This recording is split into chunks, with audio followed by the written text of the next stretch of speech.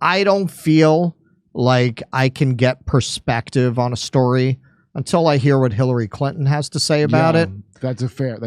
That's when I really am able to figure out where the center of gravity is on an issue. We elected the wrong Clinton. We really did.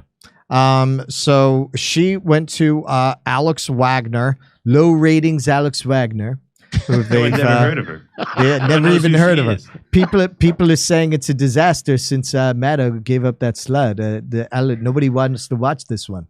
But she landed an interview with Hillary. Oh, I hope we hear from Hillary for the rest of my life. Who shares her strategic insights. I mean, he's like a puppy dog. He somehow has, after having been fired from so many outlets in the United States, I would not be surprised if he emerges with a contract with outlet, because he is a useful idiot. He says things that are not true. He parrots Vladimir Putin's pack of lies about Ukraine. So I don't see why Putin wouldn't give him an interview, because through him, he can, continue to lie about what his, objectives are in Ukraine and what he expects to see happen. It's really quite sad that not just somebody like Tucker Carlson, who has, as I said, been fired so many times because he seems unable to, correlate his reporting with the truth, but also because it's a sign that there are people in this country right now who are like a fifth column for Vladimir Putin. And why? I don't know.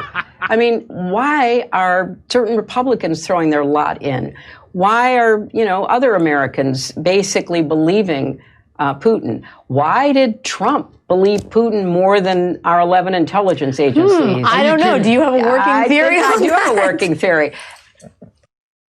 I mean, are you joking? That whole thing, I know. It makes your fucking head explode. Why didn't he trust the 11 members of the intelligence community? Okay, first of all, he gets fired because he doesn't just repeat what fucking people like you and handmaidens to people like you, like Alex Wagner, want him to say. And he, in true Star Wars fashion, has become more powerful than you could possibly imagine since being stricken down, as many predicted would happen.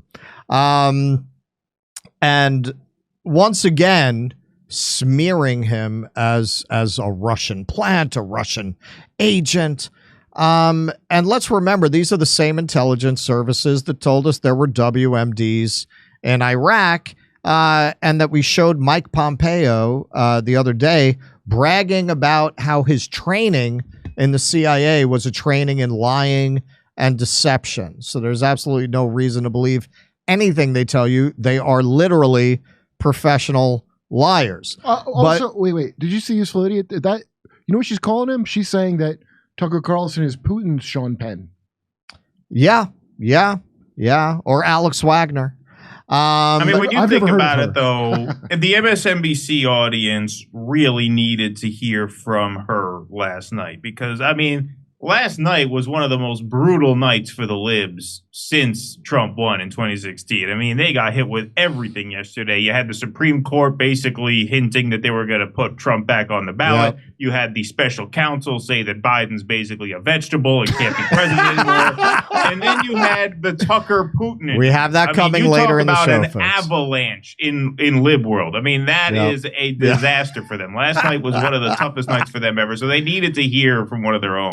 Well, that's fair. Hold on. Are you going to play? Okay, because I'm looking at what you just put on the screen there. Mm-hmm. Did you hear Putin mention the term "the golden billion" 2 times? I took a look at what you sent me. It was a debunking of that. It's crazy. By the way, here's what it is: a crazy Russian conspiracy theory written 30 years ago in the 90s, and I'll post it on my Twitter or something. Watch this debunking of this crazy theory, and oh my God, it is crazy. And then see this thing you're showing right then. Mm-hmm. When I saw this yesterday, mm-hmm. So right when I saw that, and then watch them debunking the golden billion theory, and I don't agree with it, for the record, because I think it's too optimistic. But okay, go ahead. I just want to know if you saw it. I did while I was brewing my coffee Getting ready for the show. I did play it. Yeah, brewing my coffee. So if you're wondering why Hillary ran to MSNBC to cry about Putin and Tucker, it's because Russian MIL directly accused her of being one of the main ideologues behind the U.S. biological network in Ukraine. Putin's military accused her of crimes against humanity. She's scared. Now, if you look at this tweet, it basically lays out that when she was Secretary of State, that's when Obama decided to fund biological research in Ukraine. Now, whether that's a part of it, I don't know. What's usually focused on more is what she did in the State Department and what Bill did while she was in the State Department, where basically they had a whole scheme set up where they would take money through the Clinton Foundation, bribes, in other words. And they had very cozy relations in Russia, much cozier than Donald Trump ever had. And it just seems like, and a lot of books have gotten into this, that they decided early on to pull a Karl Rove. They knew they were vulnerable because of their relationships in Russia, so they threw the Russia thing onto Trump in order to avoid scrutiny. So let's see what Julian Assange in happier times had to say about this. Hillary Clinton has done quite well strategically to try and draw connection between Trump and Russia because she has so many connections of her own. Now, my analysis of Trump and Russia is that there is no substantial connection. Why do I say that? Well, because Trump was trying to invest in Russia before Putin in the 1990s, after Putin, in fact, nearly all the way up to the present moment. And he's had no success. He did not manage to build hotels and so on in Russia. So that shows how insubstantial his contacts are. There's an extremely well-documented pattern of when Hillary Clinton was Secretary of State, those people, companies, governments, who wanted a decision by the Secretary of State in their favor, making large donations to the Clinton Foundation, or in some other cases, business deals with the people around Hillary Clinton. Now, one particular instance is the approval by Secretary Clinton of selling 20% of the US uranium reprocessing rights to a Russian company to be exported to Russia. So at that time, a large donation was made by those Russian interests to the Clinton Foundation. In addition, Clinton's campaign manager, Podesta, was on the board of a company called Joule Unlimited. And Joule Unlimited held some of these rights and received a $35 million investment from Russia. Okay. All right. So the connections of the Clintons are much deeper and well proven than any connection that's ever been shown between Russia and Trump. This is not some fringe thing. This is cash flow right here in the New York Times. Certainly no enemy of the Clintons, the New York Times. Cash flowed to Clinton Foundation amid Russian uranium deal. And here in the Hill, Bill Clinton sought state's permission to meet with Russian nuclear official during Obama uranium decision. Can you imagine if it was Trump and people connected to Trump that schemed to sell off 20% of the United States uranium supply? They would never stop talking about it. Also from the Hill, as he prepared to collect a $500,000 payday in Moscow in 2010, Bill Clinton sought clearance from the State Department. Remember, there's a State Department that Hillary Clinton is running at the time. What? What are you going to say? That somehow that's corrupt? I'm suggesting it. I'm going out on a limb. To meet with a key board director of the Russian nuclear energy firm Rosatom, which at the time needed the Obama administration's approval for a controversial uranium deal, government records show. So now Hillary, look, to be fair, she's having a rough week. She was over there at Columbia. And, people were being very rude. What? People were being very rude to her. We saw this because this was tweeted out by our friend and now congressional candidate running against Richie Torres, our friend Jose Vega. What did he say to her? I am not sure if this was his people, but given that he was right on top of this. Are they Jose Vega connected? They are probably Jose Vega adjacent. If I had to guess. Keaton, do you know? Are these no? But Jose it seems folks? like there may have been some collusion with the Jose Vega. He might have been coddling these protesters. This may have been, a Vega-backed militia. It may possibly. Thank you very much. That's my name. That's right. War criminal. The people of Libya. The people of Iraq. The people of Syria, the people of Yemen, the people of Palestine, as well as the people of America will never forget. Violating the university code of Rotary. I'm asking you to. All right, so this is my recommendation based on watching different interventions with Hillary. If you're doing an intervention on Hillary, ask her questions because she's such an arrogant twit, she'll answer. Unlike Maddow, who will not answer you. She'll just go sip her tea, whatever. Drag the peasants out, and I'll continue. She'll answer. So this approach, look, I know it takes a lot of balls from experience. I'm not in any way. Kudos to you for doing this. I'm just saying, anyone who does an intervention on her, ask her questions. She'll answer. She will try to answer. Look, so based on what I've seen. First of all, I don't know why Whitney Cummings is trying to put a stop to the guy yelling. Secondly, I think what you're saying might be right because when the guy goes, "Hey, Hillary Clinton," she goes, "That's my name," and then he goes, "War criminals." You go, exactly. Shuts right down. Exactly. He didn't ask a question. He made a statement. Yeah. Listen. If somebody really goes in, and hey, that somebody could end up being me if I'm in the right place at the right time. If she's in town, in a place I can get access to, we'll have a conversation. And I don't get recognized. That's a problem with this gig if you want to do these kinds of interventions. But if all those Guantanamo, so you know. See, when I did Maddow, I mean, we probably had a quarter of the subscribers we have now, right? So yeah, now it would probably be a little more difficult. But I would never do it now that you said it. I mean, come on, man. They would see me coming. But seriously, anybody who's doing this kind of thing, I am bet it's somebody.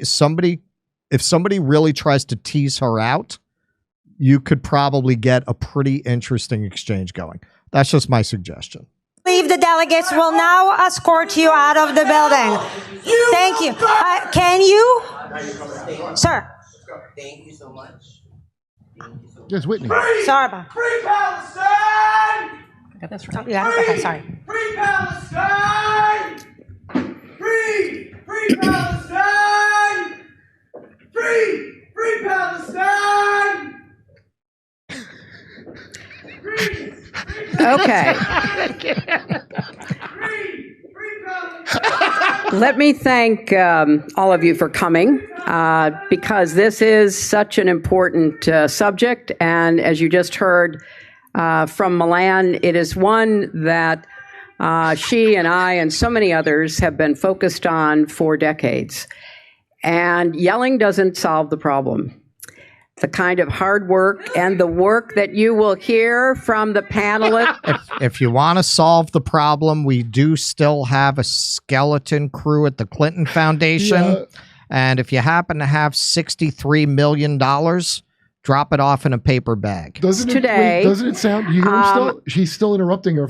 It sounds like in Austin Powers. And then I think. Remember Austin Powers? He drops the guy in the fire pit, and he's trying to go on. It's like, oh, I'm very badly burned. I think it's important that we.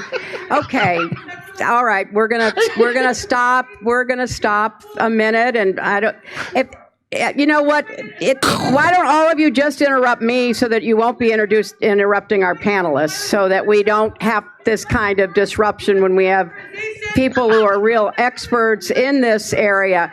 And so I think it's important to focus on the event we're here. People are free to protest, but they are not free to disrupt events or classes. And that is going to be the the standards that we follow here and going forward. So when we think about you can protest, but don't protest anywhere that I actually am or that I'm speaking or that might actually derail anything that's actually happening. But within those parameters, I very strongly believe in your right to protest. Keaton, thoughts? Yeah, well, they actually shut that event down for a few minutes. There's another video that's posted on that thread where they actually just stopped the event for quite a while. So yeah, they really brought that event to a halt. Good for them. What was the event? Was it that's what I'm wondering. Wasn't she, because she's at Columbia where she taught for a semester, but I think that was just a semester, right? This isn't her class, is it? I don't think so. Was it called sexual violence and how to cover it up for your husband? Yeah, exactly. I mean, this is how just mindless these people are.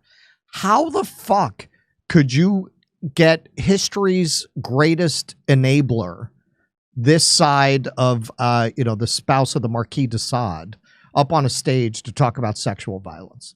Like, what are you thinking? Oh, Columbia? What are you thinking? Yeah, we played the commercial that she's running everywhere to Columbia. I mean, that's a whole other thing. This is something people will often point out. It's one rule for political enemies and another rule for them. Hillary Clinton kept a person on staff who was accused of sexual harassment of the staff, and she intervened to keep the person on the staff. This is what is so often the case with these people. Even within the very narrow, privileged, identitarian terms that they claim to care about, these people are usually abject failures, even on that level, if you scratch the surface a little. Well, they're all just complete phony liars. But I think it's particularly egregious to be pulling out of Columbia, the home of Mattress Girl. Yeah. You're dishonoring the memory of Mattress Girl. Well, I heard they're doing a joint appearance. She's trad now, Mattress Girl. She's a that's what I heard. Yeah, that's what I heard. She's not an artist anymore. You see the pictures of her and Robbie Sove? They're not married, but like they're dating? No, they were just like I see. She was like, oh, all that feminist nonsense. It turns out was absolute bullshit, and now I have she's like a libertarian boyfriend or something. I predict that you're going to see more and more of that going forward, because these ideas, the way that they've been manifested and presented from this critical theory point of view, there's only so long an idea can make you absolutely fucking miserable before you start to question it. I know that. And as these people are not teens and college students anymore, but start to become young adults trying to have a life and have it according to these principles, more and more of them are going to say, this is a bunch of bullshit. Yeah. This doesn't actually work. I'm not happy. I'm miserable. Well, why am I on 6 antidepressants if this is such a great idea? Yeah. So that's why we got to get the AI done before they figure it out. I'm going to say something I've never said here on this show. Go, Mattress Girl. Go. Keaton, anything? I don't know a Mattress Girl. I don't know anything about Mattress Girl. I've never met Mattress Girl. I have nothing to say about Mattress Girl. It's not what I heard. They should have had E. Jean Carroll at Columbia to really hammer home the... She has a cat named Vagina. I beat Vagina every day. Hey, come see us do a live stand-up show. We'll be in Bend, Oregon, Portland, Seattle, Philadelphia, Avenel, New Jersey, Boston, Palm Springs, Stockholm, Amsterdam, Rotterdam, Berlin, and London. We're adding a second show in London. The first show sold out. See you there.